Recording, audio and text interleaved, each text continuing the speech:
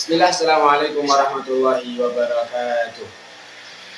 Alhamdulillahi wahdah, wassalatu wassalamu ala man la nabiyya wa la rasula ba'dah, wa ala alihi wa ashabihi wa man tabi'ahum bi ihsanin ila yaumil qiyamah, amma ba'du. Mubasyarah fi hadzal majal al-mubarak insyaallah sana bahas an darsi ar-rabi' ashar fi kitab silsilati ta'limi al-lughah al-arabiyyah al-mustawa ats-tsani lidarsi an-nahwi. Wa fi hadzal dars sanata'allamu insyaallah 'anil mawdu' al-lail wan nahar thumma al-bahth 'anil mubtada' al-mudhaf. Naqra awalan al-maqra' tahta al-mawdu' al-lail wan nahar. Indama ya'ti al-lailu ya'udu an-nasu ila manazilihim lirrahati min 'amalin nahar. Wa kadzalika at-tuyuru tarji'u ila a'shashiha wal hayawanatu ta'udu ila hadairiha. Dhalamul laili syadidun wa hinama taghibu asy-syamsu yadhharu al-qamaru ahyanan wa nurul qamari hadi'un yaj'alul laila ka'annahu naharun. Wa hinama tadhharu asy-syamsu yasta'iddu an-nasu li yawmin jadidin. Asy-syamsu akbaru minal ardi walakinnana naraha saghiratan li'annaha ba'idatun 'anna.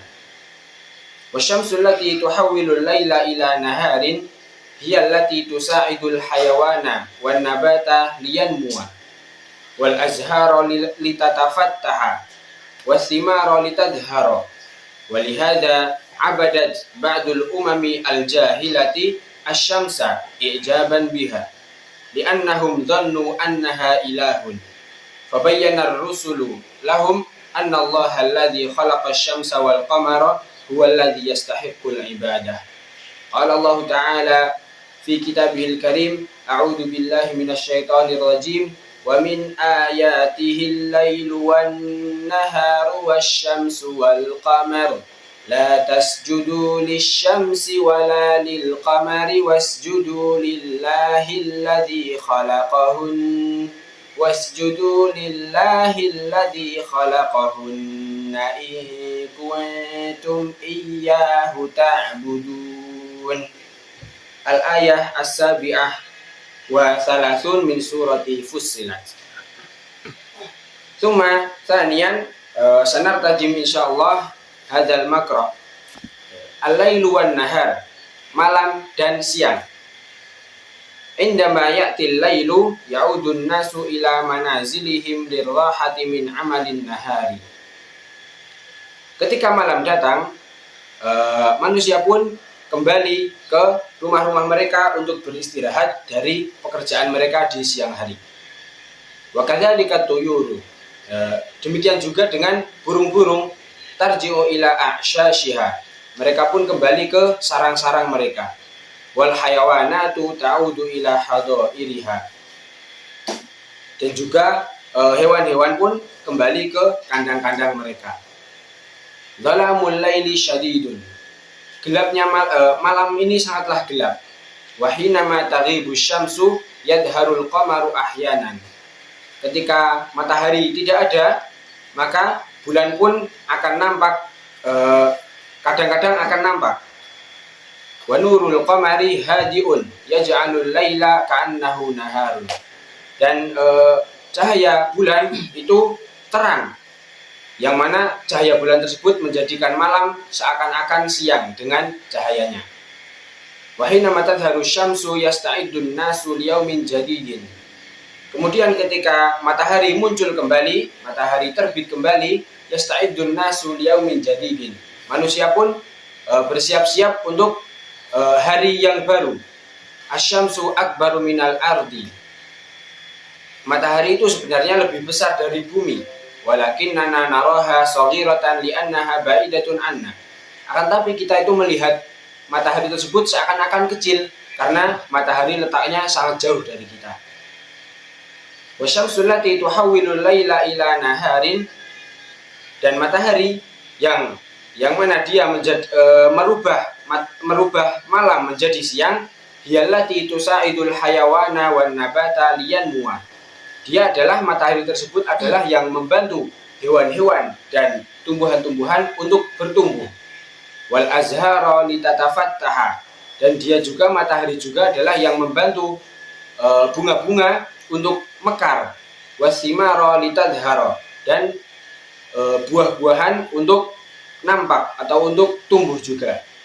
Walihada abadat ba'dul umamil jahilati asyamsa ijaban biha, dan karena sebab-sebab inilah sebagian umat-umat yang bodoh, umat-umat yang tidak memiliki ilmu, mereka menyembah matahari karena takjub kepada apa-apa yang bisa dilakukan oleh matahari ini.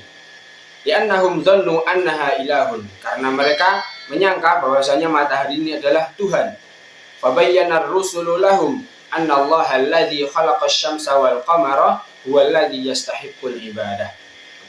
Maka oleh karena itulah para rasul pun menjelaskan kepada mereka, kepada umat-umat tadi, bahwasanya Allah lah yang menciptakan bulan dan matahari.